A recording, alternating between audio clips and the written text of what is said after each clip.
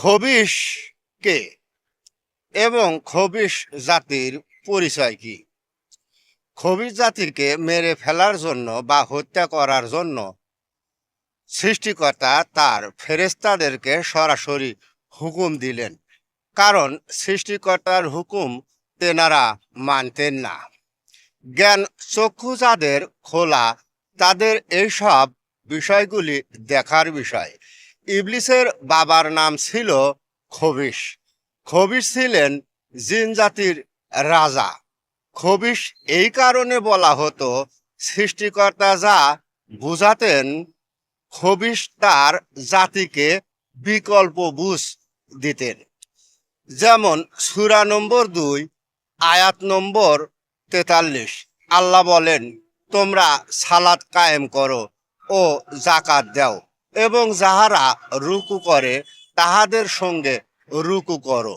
এর অর্থ সৃষ্টিকর্তা নিষেধ দিলেন, তিনি যা নিষেধ করেছেন সেই নিষেধ কাজগুলো করা থেকে বিরত থাকো।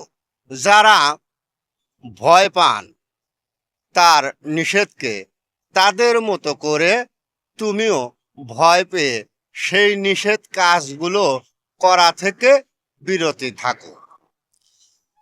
অর্থাৎ সৎকর্মশীল ব্যক্তিরা হলেন রাসূল এবং সেই ব্যক্তি হলেন রুকুকারী।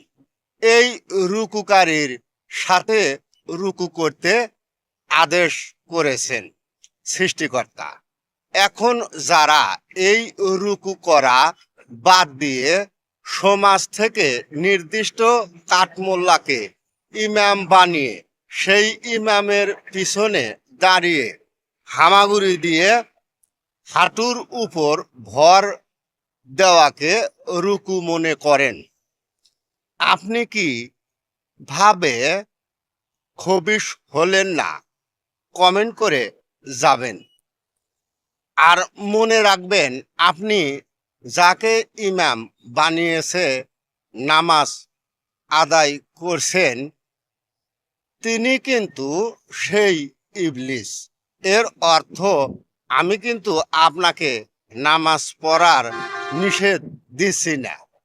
আমি কিন্তু আপনাকে এটাও নিষেধ দিচ্ছি না কাঠমোল্লাকে অনুসরণ করা থেকে বিরত থাকুন। আপনার ইচ্ছা, যাকে মন চায় অনুসরণ করেন। অন্ধরা শুধু শুনতে পায়, দেখতে পায় না। বেশি বুঝলেও কিন্তু খবিশের লক্ষণ। সবাই ভালো থাকবেন। ধন্যবাদ।